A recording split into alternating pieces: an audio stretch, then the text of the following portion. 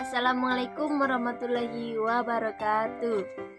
Perkenalkan, nama saya Salma Indrayanti, jurusan PGMI atau Pendidikan Guru Madrasah Ibtidaiyah.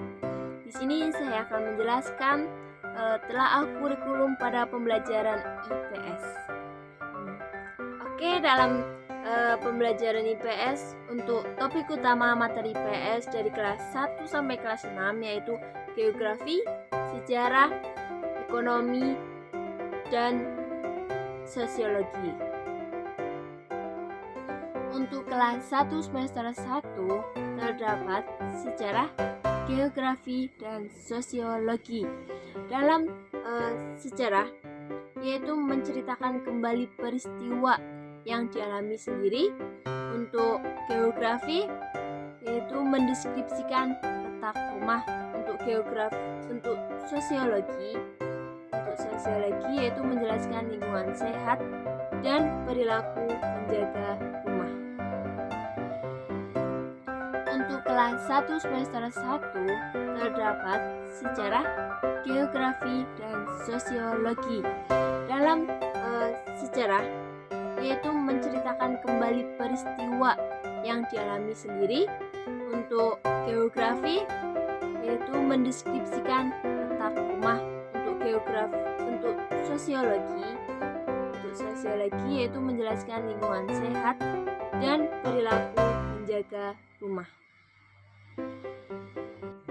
Dalam kelas 2 semester 1 terdapat sejarah yaitu memelihara koleksi benda berharga miliknya, terus memanfaatkan dokumen dan benda-benda penting keluarga sebagai sumber cerita, dan menceritakan peristiwa penting dalam keluarga secara kronologis. Terus untuk kelas 2 semester 2 terdapat sosiologi yaitu menceritakan kedudukan dan peran anggota keluarga, terus menceritakan pengalaman dalam melaksanakan peran dan anggota keluarga, memberi contoh bentuk kerjasama di lingkungan. Untuk kelas 3 semester 1 terdapat geografi. Dalam geografi tersebut yaitu anak menceritakan lingkungan alam dan buatan di sekitar rumah dan sekolah. Terus memelihara lingkungan alam dan buatan di sekitar rumah, membuat denah dan peta lingkungan rumah dan sekolah, lalu melakukan kerjasama di lingkungan rumah, sekolah, dan kelurahan desa. Untuk kelas 3 semester 2 terdapat ekonomi, yaitu anak untuk mengenal jenis-jenis pekerjaan, terus memahami pentingnya semangat kerja, memahami kegiatan jual beli di lingkungan rumah dan sekolah, lalu mengenal sejarah uang, mengenal penggunaan uang sesuai dengan kebutuhannya. Untuk kelas 4 semester 1 terdapat pembelajaran geografi, yaitu membaca peta lingkungan setempat dengan menggunakan skala sederhana, mendeskripsikan kenampakan alam di lingkungan kabupaten atau kota dan provinsi, serta hubungannya dengan keragaman sosial dan budaya. Lalu menunjukkan jenis dan persebaran sumber daya alam serta pemanfaatannya untuk kegiatan ekonomi di lingkungan setempat dan menjaga kelestarian alam. Untuk kelas 4 semester 2 terdapat pembelajaran tentang ekonomi, yaitu mengenal aktivitas ekonomi yang berkaitan dengan sumber daya alam dan potensi lain di daerahnya, lalu mengenal pentingnya koperasi dalam meningkatkan kesejahteraan masyarakat, mengenal perkembangan teknologi produksi, komunikasi, dan transportasi, serta pengalaman dalam menggunakannya, dan mengenal permasalahan sosial di daerahnya. Selanjutnya, untuk kelas 5 semester 1 terdapat pembelajaran sejarah, geografi, sosiologi, dan ekonomi. Dalam pembelajaran sejarah, anak untuk mengenal makna peninggalan-peninggalan sejarah yang berskala nasional dari masa Hindu-Buddha dan Islam di Indonesia. Lalu anak menceritakan tokoh-tokoh sejarah pada masa Hindu-Buddha dan Islam di Indonesia. Untuk pembelajaran geografi, anak untuk mengenal keragaman kenampakan alam dan buatan serta pembagian wilayah waktu di Indonesia dengan menggunakan peta, atlas, dan globe. Lalu untuk pembelajaran sosiologi terdapat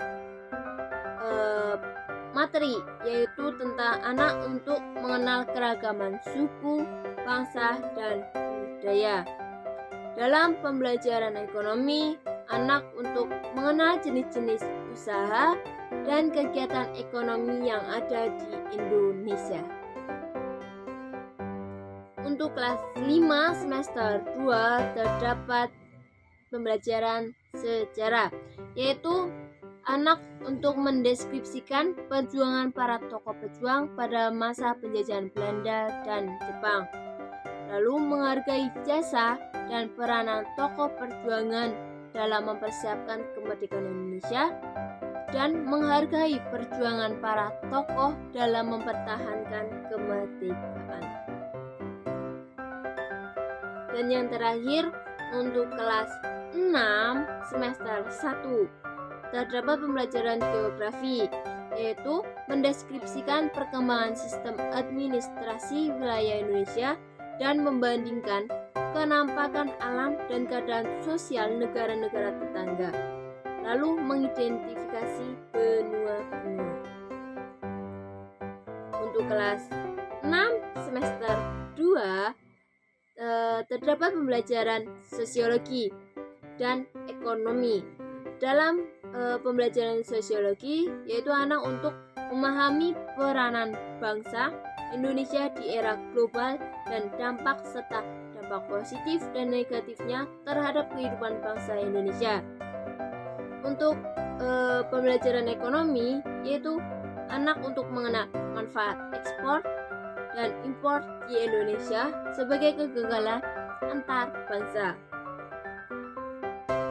Oke, untuk metode dan media yang tepat untuk materi yang saya ambil yaitu materi keragaman sosial dan budaya dalam pembelajaran sosiologi kelas 4. Di sini saya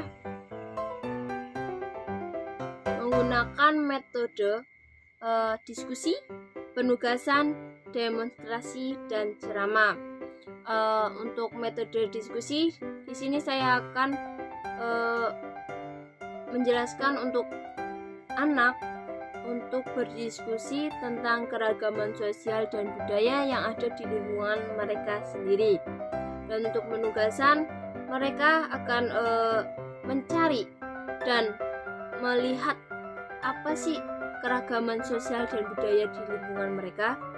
Dan untuk demonstrasi, mereka akan menceritakan hasil dari diskusi dan penugasan tersebut di depan kelas. Dan untuk ceramah, guru yang akan mengevaluasi semua materi yang sudah diceritakan, ditugaskan, dan didiskusikan oleh siswa.